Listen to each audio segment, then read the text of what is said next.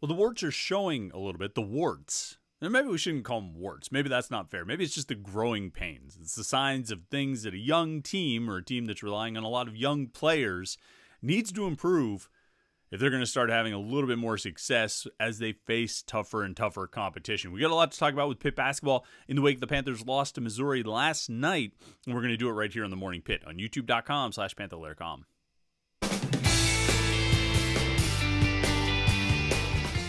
Yeah, the return home last night from the trip to Brooklyn was probably not as much of a celebration as Pitt would have liked it to be or Pitt would have hoped it to be.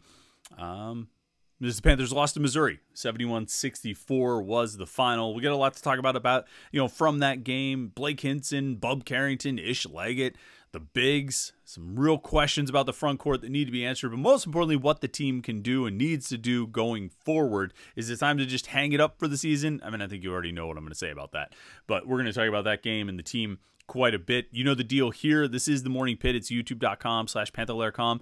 We ask you always to like this video and subscribe to our YouTube channel. youtube.com/Panther-Lair.com is where we put all of our Pitt video content. Whether it's these daily Morning Pitt videos, weekly press conferences, post-game press conferences, is where we do our live show that we'll do tonight at 8:30 p.m.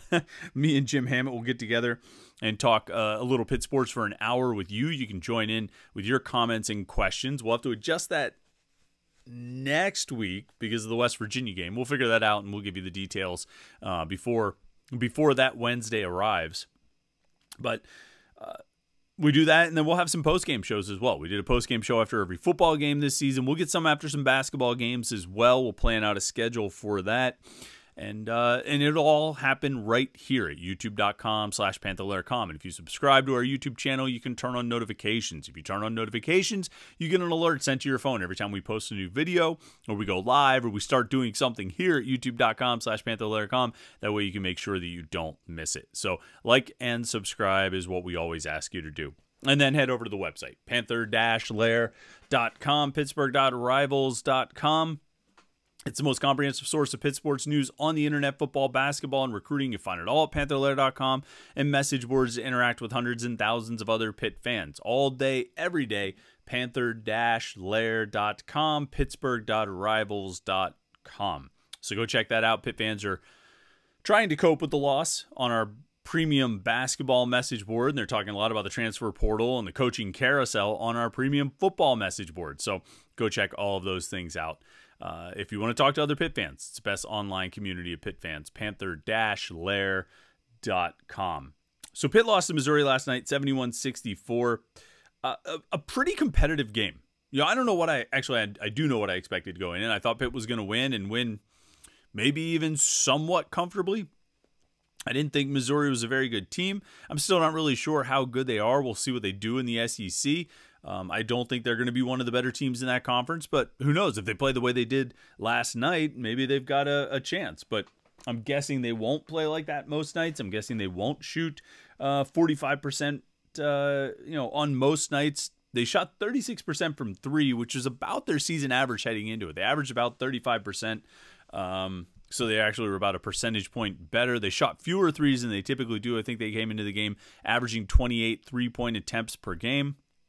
They shot 22 last night. But this game was really about Pitt's offense. And you can look at the numbers. They were 16 of 47. They shot 34% from the floor, 28% from three.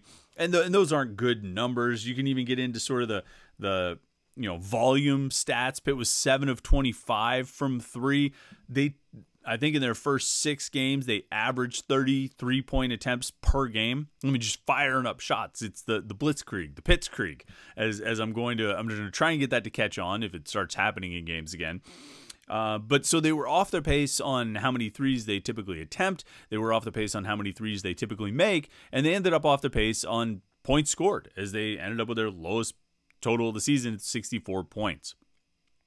And Jeff Capel said after the game that he felt like they got a lot of good shots. He felt like in the second half they got a lot of wide open looks that he liked, and the shot just wasn't falling, and that happens. And he said, the big problem then was the shots weren't falling, and the players let that frustration and disappointment carry over to defense. It affected their energy on defense. It affected their effort and their focus on defense. And we've heard this kind of talk from Jeff Capel before. We heard it last year. I mean, we've heard it every year he's been here, and he's not the first coach to say these kinds of things, that sometimes teams can run into problems if their shots aren't falling, and then they get back, on defense, and they carry some of that frustration back to the other end of the court. They carry some of that disappointment or discouragement back to the other end of the court, and it affects how they play down there. And for a team like Pitt, that I think has been really good in transition for the most part over the first 6 games. Florida impacted that a little bit, but I thought they were better against Oregon State.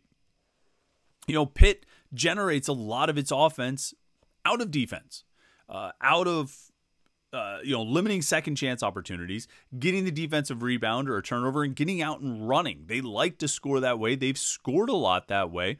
It's been one of their primary sources of offense through the first 6 games. But last night, probably because their defense wasn't up to snuff, they end up giving up 11 offensive rebounds, which is not a terrible total, but they couldn't get out in transition. They scored 6 fast break points last night. It just wasn't happening. And sometimes they would turn the ball over as they went down the court. Sometimes they would make an extra pass or make a bad decision. There were any number of reasons why they weren't able to convert in transition.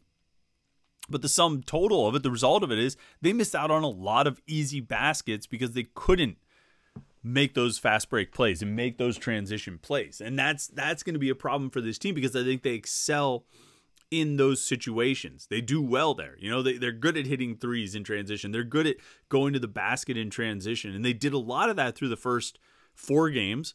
Not as much against Florida, a little more against Oregon State, and then not as much last night. As I said, with 6 fast break points. Now, they didn't give up much in the way of fast break points. Missouri only had 5, but I don't know if Missouri came into this game making a lot of its living off transition the way Pitt had.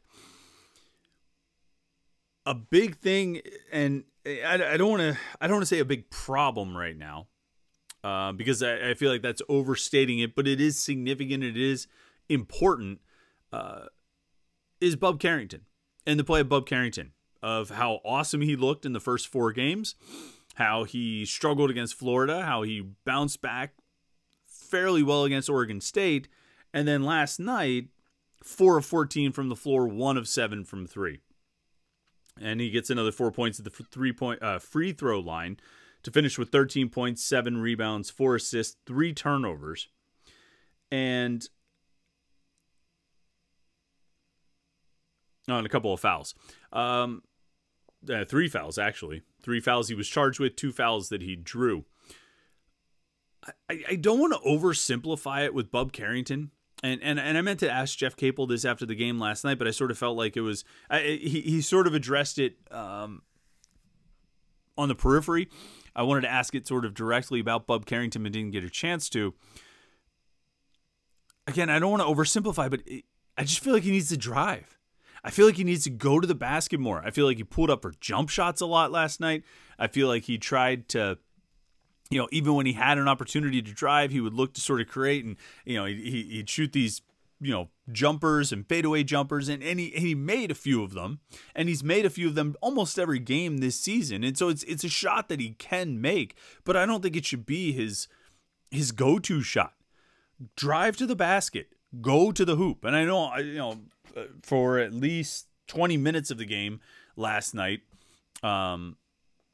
Missouri had Connor Vanover, the 7'5" guy on the court, and he could look a little bit, probably a little bit intimidating standing by the basket if you're Bub Carrington. I am not that Bub Carrington was intimidated, but it could look a little less appealing to go to the basket when a guy like him is on the court and standing near the rim. But I didn't think Missouri had that much size. They were a strong team. I think they had some bulk, like guys like 35 Noah Carter, right? I mean, he's like a 6'6" guy, but he's thick, and I think, and early on it looked like they had Ishmael Leggett guarding him, and that was a tough guard for Leggett because of Carter's size, because of his bulk, and they had some bigger guys that way. But I think Bub Carrington's fast. I think Bub Carrington has some speed and some quickness and explosiveness, and he needs to use that. He was getting opportunities to go to his right hand. They talked a lot about that during the trip to Brooklyn, that Florida and Oregon State were forcing him to his left. He had some opportunities to get to his right hand, and when that opportunity presents itself, you got to go. I think you really have to drive. And I joked to someone last night because there was a charge called on on Missouri last night. And I joked to somebody sitting next to me. I said, "Is that the first charge we've seen in any game this season?" I don't want Bub Carrington to start getting called for charges, but I want him to play in such a way that he might occasionally get called for one. I mean, I know you probably don't want to think of it this way, but a little bit more of a Trey McGowan's, Xavier Johnson approach, at least in that isolated part of it, as far as driving to the basket. I just think he's got the ability to do it, and I think you're giving yourself a more difficult challenge, and a more difficult task if you pull up for jump shots all the time as opposed to going to the basket and driving to the basket. And I think Jeff Capel kind of talked about that too, that he felt, particularly in the first half and even into the second half, that they were passing up some opportunities where you should just drive. Just go in for the layup. I think you need to see more of that out of Bub Carrington. There's a lot of things Bub Carrington needs to learn and Bub Carrington needs to develop and get better at. And I think he will. I think as time goes on, he'll continue to develop and grow.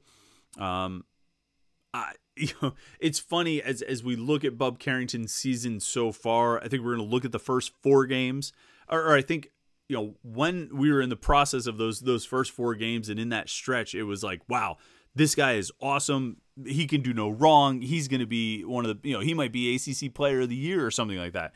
Well, and then the competition level stepped up, and the way teams were defending him changed, and the way teams defended overall, it changed, and it became a new challenge for him. I very much think he's capable of meeting that challenge. It's just going to take apparently more than 3 games. And another challenge coming in on Sunday with Clemson is not going to get any easier. He's going to have to make steps forward. He doesn't need to be all the way there right now, at the end of game 7, but he needs to keep taking steps forward. And you need to see some progress here and there. And I mean, there'd be no better time than to get some of that progress in the Clemson game. I think Blake Hinson showed me something last night in that game. Hinson finished with the game high 22 points. He shot 7 of 12 from the floor, 5 of 8 from 3. He made 3 of 6 free throws. That was a bit of a problem. He missed 2 big free throws late in the game. But he also shot Pitt right back into the game with 2 huge 3-pointers in the final 2.5 minutes. And there was, I think one of the ongoing topics this season is about leadership and leadership with his team. And one of the things I've been curious about is how Blake Hinson steps into that leadership role. He's not Nelly Cummings. He's not Jamarius Burton. He's Blake Hinson. And Blake Hinson is a very different personality from those guys. And I'm still waiting to see, and I've been waiting to see how he would emerge, what his leadership would look like. And sometimes, I mean, there's a lot of things that we'll never see. We'll never see what that leadership looks like. We'll never see how he interacts with the guys. But I think sometimes that leadership can be shown like what we saw last night late in the game. When he's standing on the logo, or on the edge of the logo, and dribbling, and just says, screw it, man, I got to win this game. And just, boom, drains the 3. It was his second 3. First 3 was sort of run in the course of a play. He got a pass and, catch and shoot. This one, he didn't even dribble to the spot. He caught the pass. He was standing there, and it was almost like it sort of clicked in his head of I gotta win this game. I'm the guy here. I'm the one who has to win this game, and he drained it. And he attempted 8 3-pointers. It probably wasn't enough. It probably wasn't enough. I think he only had about 5 attempts before he made those 2 late. Blake Hinson probably needs to shoot more 3s. I mean, honestly, I think he has to, because of how, and I know that was a great line by, I think, Fran Fraschilla during the, I forget, it was the Florida, the Oregon State game, but It was something along the lines like Blake Hinson's shot selection keeps both teams in the game at all times, or something like that. And it was a great line. It's true. And you're going to have that where he's going to take a lot of shots, and some shots are going to leave you scratching your head. But he can get hot in such a way that, I think he's got to keep firing. I think he has to keep shooting, and that's his role. He needs to lead this team with his play on the court, with his shooting and his scoring. And he had some nice shot fake and drives. I like that. And I know I just said about, Pitt needs to drive more and Bub Carrington needs to drive more. I want Blake Hinson shooting threes. You know what I mean? That's what he does. It's right there in the picture. He shoots threes, and he should shoot threes, and he should keep shooting threes, because he almost brought them back last night. Cut the lead from wherever it was, 8-2 or something like that. I think they were down. They were down 8, 64-56.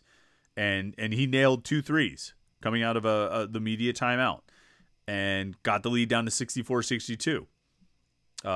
Pitt gave up a basket, and then Hinson made 1 of 2 from the free throw line. Gave up another basket, and Hinson made 1 of 2 from the free throw line, and the game was pretty much out of reach at that point. But I liked the leadership. I liked how he stepped up in that situation. Other things from last night, Ishmael Leggett had a rough night. I liked what he did early. He finished shooting 1 of 8 from the floor, 0 of 5 from 3, had 10 points. 8 of his 10 points came from the free throw line. I liked what he did early.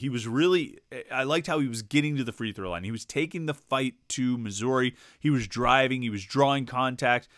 He was playing tough. He was playing physical. And I think that's something this team needs. And I think he can set an example for some of the younger guards by doing those kinds of things. But man, the shot just wasn't falling. And he had good looks. Jeff Capel talked about, the team having good looks, good shots in the second half. He had good looks in the second half, particularly from 3. And he only made 1. He went 1 of 7 from 3. And I think at some point, you want your guys to keep shooting, but I think at some point Leggett needed to realize that his shot wasn't falling last night, and he probably either needed to drive or defer or pass, find other options, because it was, or excuse me, I'm sorry, Leggett was 0 of 5. I said he was 1 of 7. He was 0 of 5 from 3. But it just wasn't falling. Now, I haven't really lost any faith in Ishmael Leggett. There's somebody on Twitter, maybe a couple of people on Twitter, who keep giving me giving me cracks about how I said Ishmael Leggett was a useful player. I mean, he's well beyond a useful player. He's one of the best players on this team. He's a big part of this team, and I think he's going to be a big part of the games they win. Every now and then you might have a night like last night, but certainly haven't given up anything on him. It just it wasn't his night. And it wasn't the front court's night either. And I think there, of all the things from last night's game, real concerns, not real concerns, I think for me, the most real concern is the front court. Federico and Guillermo Diaz-Graham. Guillermo ends up playing 16 minutes. Federico played 23, 23 and a half. Guillermo played 16 and a half. And Federico just wasn't a factor. Yeah, I mean, he just wasn't a factor, a positive factor. He was having trouble catching the ball. He wasn't doing much on the boards. I think he did end up with 6 rebounds, which is a little surprising to me. And 5 of them were offensive, so that was big. That was 5 of Pitt's 9 offensive rebounds. But he just, I mean, he's not. You didn't expect him to be a big offensive threat, but against a team like Missouri that, like I said, doesn't have a ton of size. I mean, they have the Vanover kid, the 7'5" kid, but other than that, I mean, they're not a big. They don't have a big lineup that they roll out there, and that's a real challenge for him when he faces some of these guys that have small, or some of these teams that have smaller centers. I think it's going to be a real challenge for Federico to stay in front of them, to defend them, and to work against them on offense. And again, you're not expecting a lot out of Federico on offense, but he's got to be much better defensively than he was last night. And now team was a tough challenge for him for sure, but you're going to face tough challenges, and you have a very important job, and that job is defense and rebounding. And I don't think you got what you needed out of Federico. And I'm not sure, I'm starting to, you sort of get that feeling of like, okay, well, what's the ceiling on how much these guys can actually improve, whether it's Federico or it's Guillermo Diaz-Graham. You start wondering, like, how much better can they realistically get? Because it doesn't feel like the ceiling's very high right now. And maybe they'll have some really good games coming up and it'll change our view, but it feels like the ceiling's pretty low, and that's just going to put more pressure and its significance on the backcourt and the wings, which I mean, those guys are going to have to be the primary. They're going to be the scorers for this team anyway, so it's not a huge change in perspective to say, well, the pressure's on the backcourt and the wings, but it just, nights like last night and, you just got nothing. You just got nothing out of the center position, and they looked as weak as ever. Strength. They were getting beat by strength and athleticism, and making very little positive impact. I mean, almost to the point where you wonder, like, oh, should you play a smaller lineup? Should you play with Hinson at the 5 and Austin at the 4, and then put the 3 guards out there, or put Guillermo Diaz-Graham out there at the 3 with 2 guards? Should you, or Jorge Diaz-Graham out there at the 4 with Austin at the 3, or even Hinson and Jorge and 3 guards? Should you play a little smaller just because you're not really getting much out of those big guys? I mean, you're not getting much rebounding, you're not getting scoring, and they're doing making very little positive impact defensively. And so that's a big area that's got to be, I don't know. I don't know what can happen there. I don't know how much stronger they can get. I think they'll have better games. I think last night was an off night for a lot of guys, and so if I'm going to expect Ishmael Leggett to bounce back, then I guess it would only be fair to expect Federico and Guillermo Diaz-Graham to bounce back. But they had a rough night. They've had a few rough nights this season, and the progress and the steps forward that I think I was expecting and a lot of us were expecting, I don't know if we've entirely seen that just quite yet. Maybe we set the expectations too high. I don't know. But they get Clemson on Sunday, so they got a few days to work on some things. They get a few days to clean things up. Probably kind of a long break, really, 4 or 5 days to get to Sunday. So they've got time to clean some things up, and you're going to start needing to see Bub Carrington and Jalen Lowe and these guys take some steps. And like I say, there's no time like the present, no time like doing it in your first ACC game. All right, tomorrow we'll be back with more transfer portal talk, and then we'll have our mailbag on Friday. So make sure you get your comments and questions in, or not comments, but get your questions in to our mailbag thread on Panther-Lair.com. Of course, we have the live stream tonight, youtube.com/Panther-Lair.com, 8:30 p.m. for the Panther-Lair Show with me and Jim Hammett. We'll take your comments and questions. We'll talk about the end of the football season. We'll talk about the transfer portal needs. We'll talk about the coaching situation. We'll talk about the hoops team. We got a lot to cover. I don't even know if we'll get it all in an hour, but we want your comments and questions so you can join the conversation as well. Like this video and subscribe so you don't miss any of our Pitt video content. And thanks for watching. Hope you've had a great week so far. Hope you have a really great Wednesday, and we will talk to you tonight on the live stream and then tomorrow for another Morning Pitt right here on youtube.com/Panther-Lair.com.